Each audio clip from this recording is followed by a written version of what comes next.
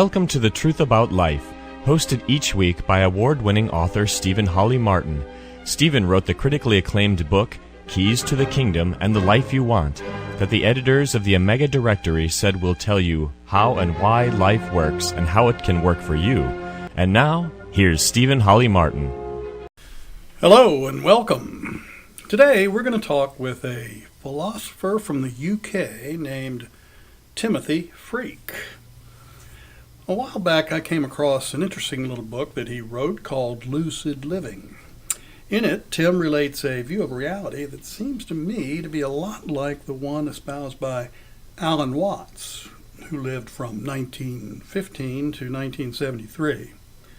One of Watts' books, called The Book, On the Taboo Against Knowing Who You Are, is one that opened my eyes to the true nature reality. So I thought it would be interesting to interview Timothy. Timothy, what is lucid living? Lucid living is it's a little book, which it's the smallest book I've ever written. It took me the longest to write.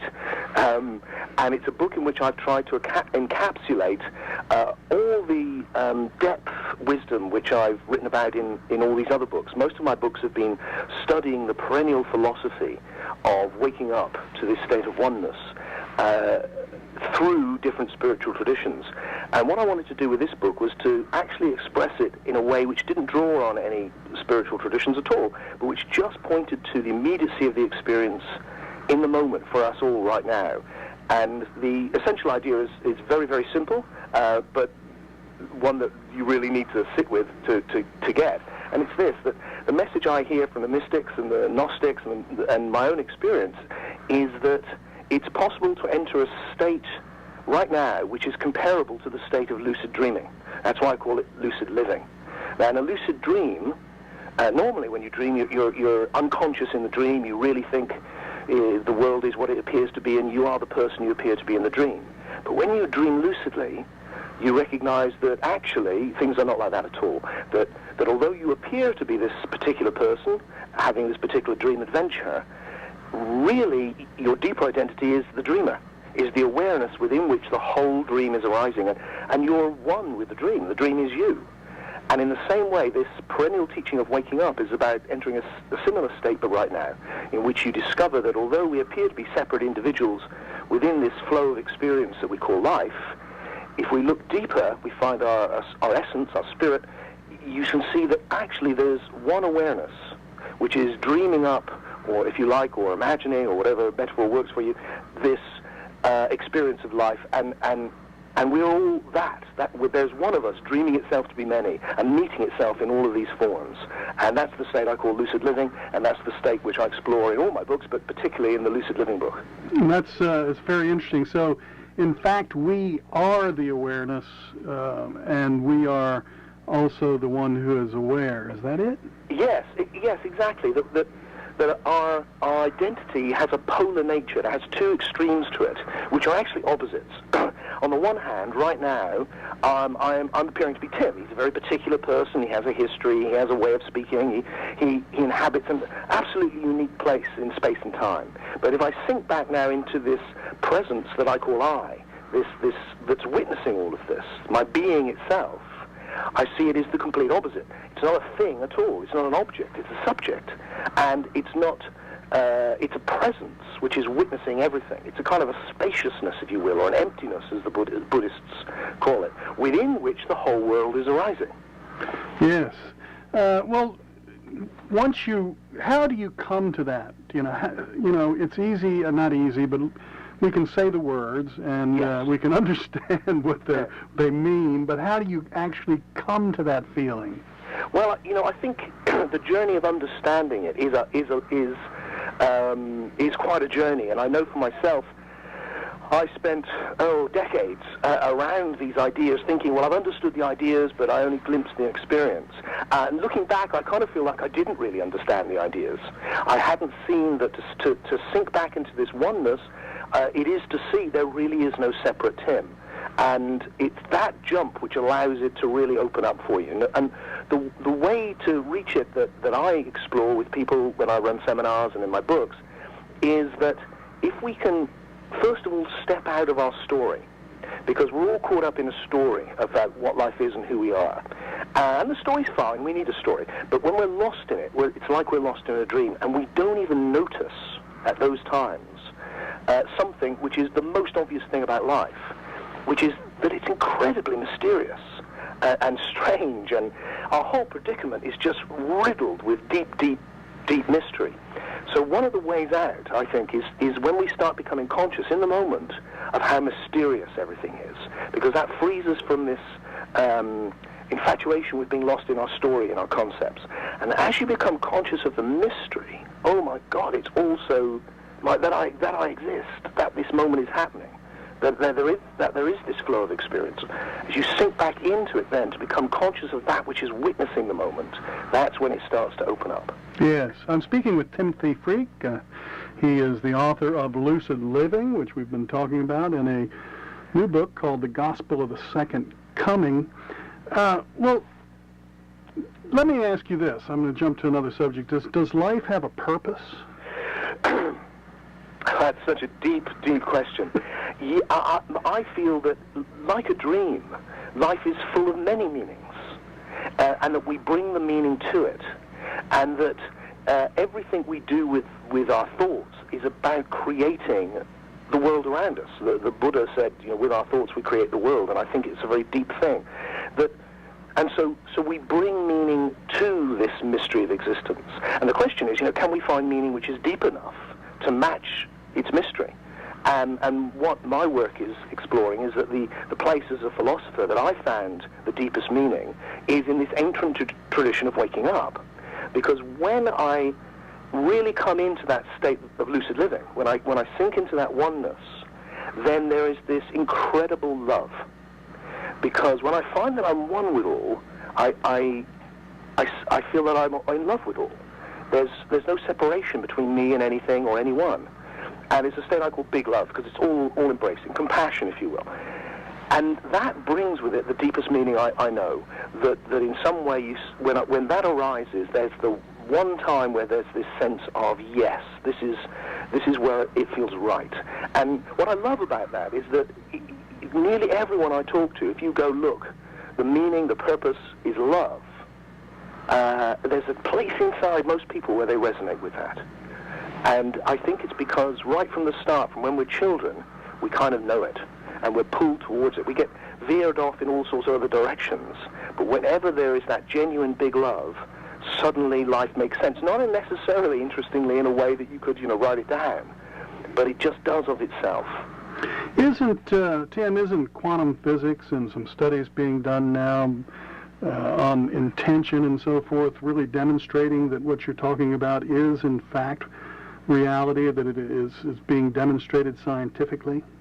Well, I think it is, and what's happening with science is absolutely fascinating, I think.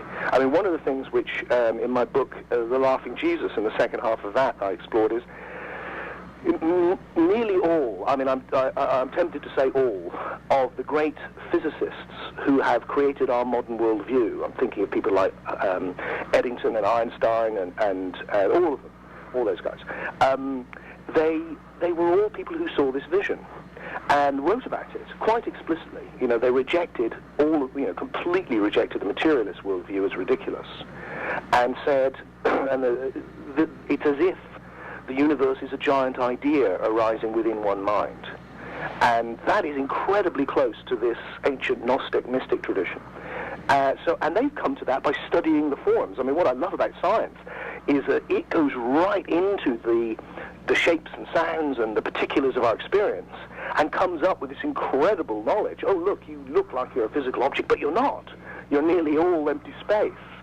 We live in an infinite universe, all of mind-boggling things. And the mystics do the opposite. They go back into themselves, into their essence, and they discover exactly the same thing. Yes, they do, don't they? I'm speaking with Timothy Freke. He's the author of Lucid Living and a new book called The Gospel of the Second Coming. Let's talk about the Gospel of the Second Coming, Tim. How did you... Tell me first, how did this book come to be? I think there's a story behind it, isn't there? Well, yes, there is, Stephen. Peter Gandy, who I wrote it with, and I are old friends, and we've been, he's a classicist, and we've been exploring the mysteries of existence together since we were children.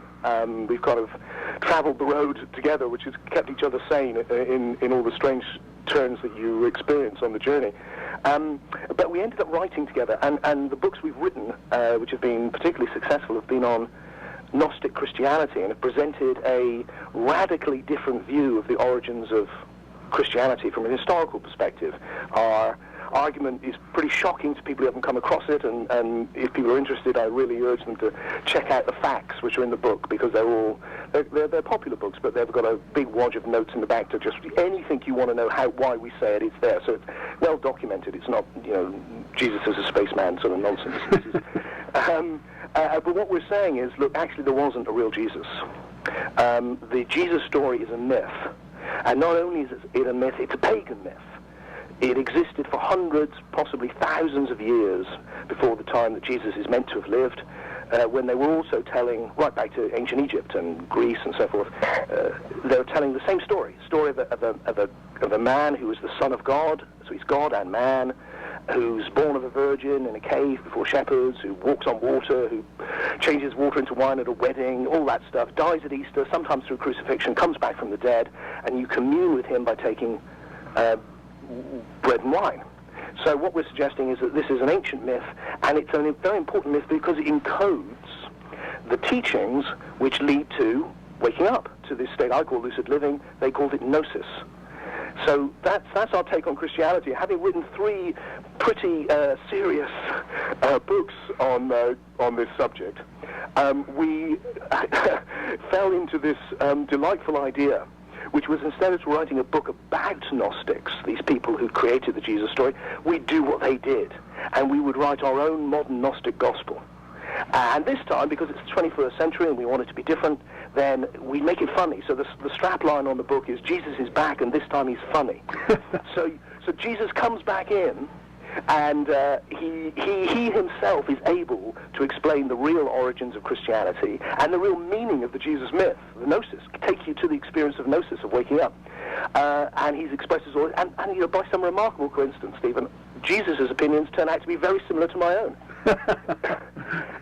And he's able to have a lot of fun along the way, because there's plenty of room for play and a little bit of irreligious gags, and to embody the Gnostic spirit, because the Gnostic spirit is very iconoclastic. It really wants to blow things up and go, oh no, come on, but only because of this love, because really what he wants you to get is this gnosis, is this lucid living. I think you're probably right about that. That certainly is what I get my take from reading the Bible, is that's what he's trying to do, is get us to wake up to the reality that we all are one. This is Stephen Martin, and I'm speaking with Timothy Freke. His new book is The Gospel of the Second Coming. So Jesus has come back, then, according to your book. Yes, Jesus has come back. He's funnier than he was, and he's got he can explain where we've been. So he's able to come in to talk to in the ancient Gnostic Parables. Jesus represented the spirit, the essence, our communal nature. That's what the Christ is, what we're going to wake up to, and Mary Magdalene represented the soul, and the male disciples, particularly Peter, represented the body. And so we've taken that ancient analogy, which the Gnostics used, and we've got a 3-way conversation going, which is a kind of a bit of a repartee, really, between Peter, Mary, and Jesus, in which they're each other's foil on a journey which will actually take the reader through to the point where Jesus actually steps out of the book and talks to them directly. Because my own little thing that I love about the book, apart from its great fun, is that here's a book in which Jesus comes back to explain to the reader that he, and to explain to Mary and Peter, that they are all characters in a story. They don't really exist. They all exist in the mind of the author. That's where they really exist. And really, there's only the author. And he's doing this because he wants to explain to the reader that they are also like a character in a story, and it's the story of life. But they're also the author of the story. Exactly, you're there. So what he's doing is using it as an analogy once again to convey the gnosis. Didn't Jesus say, or at least quoted as being saying in one of his, I think it's the Gnostic Gospel of Thomas, that the kingdom of heaven is spread out upon the earth, but men do not see it. Isn't that a beautiful line? Yes, it's from the Gnostic Gospel of Thomas, and it's one of my favorite lines. So one of the disciples says to him, "When will the kingdom of heaven come?" And he goes, "Not by waiting for it. The kingdom of heaven is laid upon the earth, and people just don't see it." And that is the Gnostic message. Look, here, right here, not when you die. Heaven and hell are here now.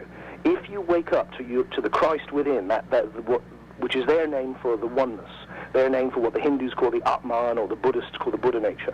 If you wake up to the Christ within you, discover your Christ. We're all Christ. There is only the Christ. If you discover that, there's this love, there's this compassion. You love others as yourself, because they are yourself, even your enemies. And that certainly is the great commandment. Isn't it? I mean, there's nothing more profound. But for me, that is the most profound teaching you'll find anywhere. And yeah, there it is. Wake up, and you get it. Love the Lord your God with all your heart and all your mind, and your neighbor as yourself. Yeah, and there you've got the two things. You know, God is another word for this one awareness. If you come into a loving relationship with your essence, your spirit, this one awareness, that's the first commandment, and then you love others as yourself, because they are. And that changes everything. And you don't need 100 other commandments, as Jesus says. You just need those two. And the second one is pretty much like the first, as he says. And wouldn't we have the kingdom of heaven on earth if everybody realized that? Wouldn't we just? Wouldn't we just? And what's so awesome is you see how simple it really is. How incredibly simple, if we could just get that vision, and yet how elusive it is. And the reason it's so elusive is we keep getting pulled into this illusion that we're all separate. And we are all separate, but we're also not separate, and that's what we miss. You're right, I think. I'm speaking with Timothy Freke, and his new book is The Gospel of the Second Coming. You know, I think the church has kind of made the mistake of making it all very complicated when it really is very, very simple. And I don't know why. What, do you have any thoughts on that? Well, I think, you know, the history, I mean, there's many, many churches, obviously, now, 20,000, I think it is now, and they've all got a different Jesus, and they've all got a different Christianity. But if you go back to the origins, nearly all of them, originated, first and foremost, in the Roman Church. And they've all split from that in various ways. The Roman Church is a fascist empire. It's the people who said the Bible is the only Gospels, even though there were hundreds of them. These are the people that said there was a literal Jesus, although I suggest that there isn't. It's a mythic figure who represents you. These are the people that said it's about believing something. Someone died and resurrected for you, whereas the original meaning was, no, you have to yourself metaphorically die to separateness and wake up to the Christ within. You know, they used it for power politics, so it's tainted with all of that, and that's why I think when you look around at the situation with a lot, but not all, of course, churches, you see this what we call literalism. They're missing the point. They've lost the inner meaning. And one of the things we hope to do with our work is to go, look, this inner meaning, it's still there, and it's beautiful. You don't lose something, you gain something. Yes, you know, I think it was Joseph Campbell who said if you can take the temporal applications out of most religions, what you'll have left is the truth. And to me, Christianity, one of the things that gets people off the track is the temporal idea that Jesus was a sacrifice for our sins, because back in those days, 2,000 years ago, certainly the idea of sacrificing a lamb or a dove or some innocent animal for your sins was widely accepted. Just imagine if people came forward with that idea now, saying, you know, we're going to sacrifice somebody for your sins. You know, I know. You know, you're so right, and you know, always amusing. I think Jesus has a little rant about it in the Gospel of the Second Coming, where he just goes, you know, how do you think I feel with all you people wearing the instrument of my torture around your neck as a fashion accessory? You know, you wouldn't wear little electric chairs. It's all just not thought through, really.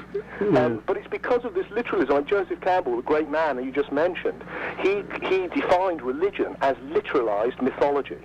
Right. And that's it. He's just got it. He was onto all of this a long time ago.